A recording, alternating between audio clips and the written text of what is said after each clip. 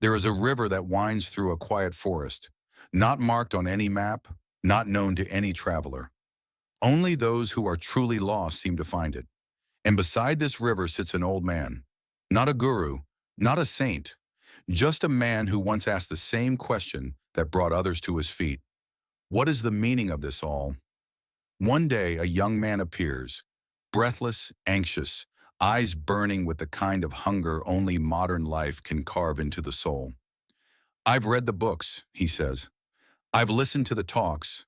I've tried the meditations, but nothing fills this emptiness. Please, I want to learn from you.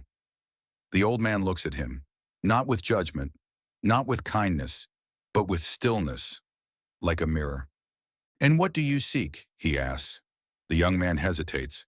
Then proudly, I want to find truth, God, enlightenment, whatever you call it. The old man nods slowly. Walk with me. They walk to the river's edge, and without warning, the old man grabs the youth by the shoulders and plunges him into the cold water. No time to resist, no time to question, only panic.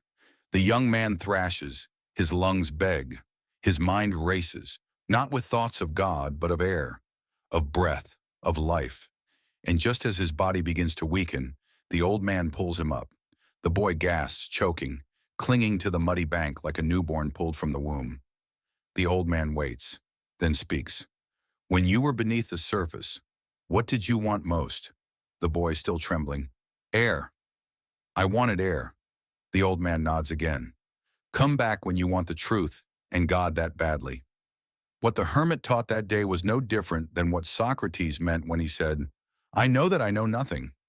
Not a statement of ignorance, but of emptiness, of readiness. You see, in the West, we often think of truth as a puzzle to be solved. In the East, it's often a fire to be consumed by. But both agree on one thing. You must be willing to die before you're born anew. The Zen masters would say, when you drink water, you know for yourself if it is cold.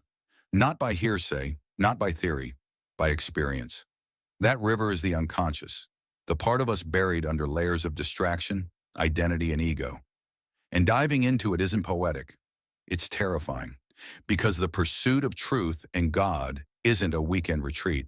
It's an undoing, a drowning of everything you thought you were, to glimpse what you might be. So ask yourself, do you want to find God? Or do you want to understand your place in a universe that may never explain itself? Do you want enlightenment? Or are you just hoping to feel less alone? Do you want truth, like you want a better job? Or do you want it like a drowning man wants one more breath? Because truth, real truth, isn't polite. It doesn't come with incense and soft music. It comes like a storm, like a riptide. It destroys your comforts, your beliefs, your certainty. But on the other side of that destruction is a silence so vast, so still, that even the word truth seems too small. We speak so casually about God, about enlightenment, truth, heaven, as if the infinite were a weekend retreat, as if the soul were a podcast we can binge on a Sunday. But the mystics knew better. In Christianity, St. John of the Cross wrote of the dark night of the soul, a place where God is absent, where the soul is stripped bare until it burns with holy hunger. In Judaism, Moses ascends Sinai alone. 40 days of silence, smoke, fire, not to ask questions, but to be unmade by presence. When he returns, his face shines so fiercely with divine light that people fear to look at him. In Islam, the Prophet Muhammad was known to retreat into the cave of Hira. There, in trembling solitude, he did not find peace. He found revelation. Not a soft whisper, but a command. Recite. And he was shaken to his core. Because to meet the eternal is to be transformed. Hindu sages speak of tapasya, a fire of discipline so intense it burns the ego to ash. And Buddhist monks, seated beneath the Bodhi tree, vow not to rise until illusion is pierced. Across every faith, every tongue, every age. To encounter God is not to be comforted, it is to be consumed, to be undone. You don't find it by seeking. You find it when there's nothing left of you but the seeking itself. You don't stumble upon the divine like a tourist. You fall into it like a man drowning. And only when every false thing in you has died do you realize you were never seeking God. God was seeking you. So ask yourself, not with words, but with your breath, do you want truth like a hobby or like air? Do you seek the divine like an idea or like your next heartbeat? Because the gate is narrow, the path is fire.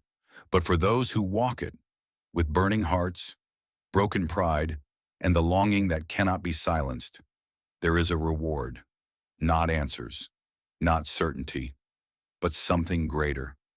A stillness that speaks, a silence that knows your name, a presence that is not found in you, but that is you, once everything else has been washed away.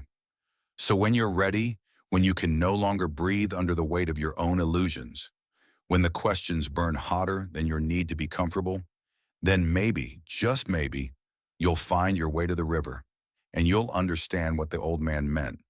If this stirred something in you, don't ignore it. Until next time, walk gently and let the silence teach you.